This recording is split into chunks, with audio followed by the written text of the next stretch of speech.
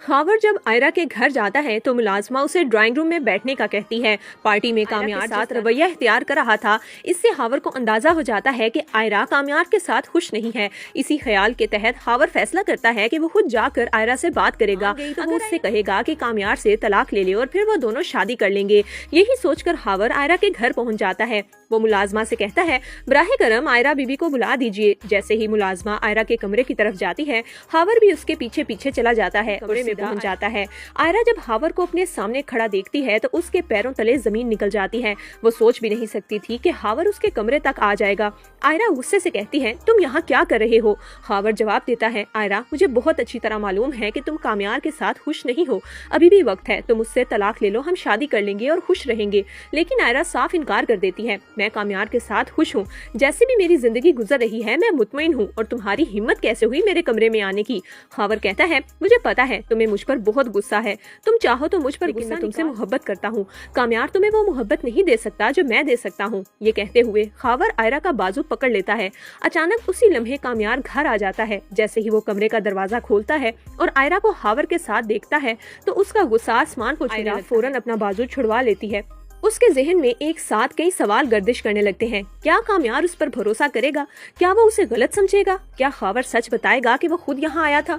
कामयार हावर के पास, तुम मेरे कमरे में क्या कर रहे हो? हावर जवाब देता है, कामयार मैं सिर्फ आयरा से ये कहने आया था कि अगर वो तुम्हारे साथ खुश नहीं है तो उसे तुम्हारे साथ नहीं रहना चाहिए। ये सुनते ही कामयार हावर को एक जोरदार थप्पड़ मारता है और कहता है, मेरे कमरे से निकल जाओ, घर में नजर आए तो मुझसे बुरा कोई नहीं होगा। हावर वहाँ से चला जाता है, लेकिन कामयार अब आयरा से कोई बात नहीं करता। वो खामोशी से सोफे पर जाकर बैठ जाता है। आयरा बार बार बात करने की कोशिश करती है। वो चाहती है कि कामयार उससे सवाल करे, कुछ कहे, गुस्सा करे, मगर कामयार मुकम्मल खामोश रहता है। शायद वो ये तवक्को ही नहीं कर रहा था कि आयरा उसके कमरे में हावर के साथ होगी।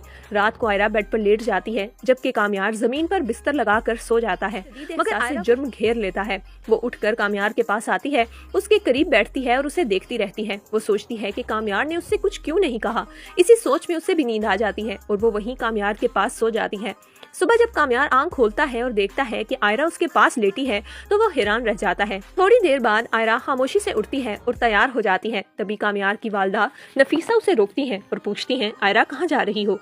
आयरा जवाब देती है, आंटी मैं हॉस्पिटल जा रही हूँ। नफीसा कहती है, तुम्हारे और कामयार के मामला ठीक क्यों नहीं हो रहे? आयरा आहिस्ता से कहती है, आंटी मुझे खुद समझ नहीं आती।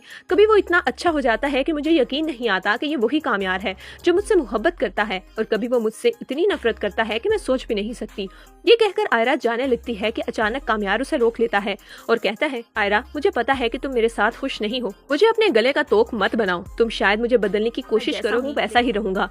मैं अब खुद को बदलने वाला नहीं। बेहतर यही है कि तुम अपने लिए कोई फैसला कर लो। तो दोस्तों, आपके ख्याल में क्या आयरा वाकई ही कामयार से अलग हो जाएगी या फिर कामयार को अपनी गलती का एहसास हो जाएगा? हमें अपनी राय कमेंट्स में जरूर दीजिएगा।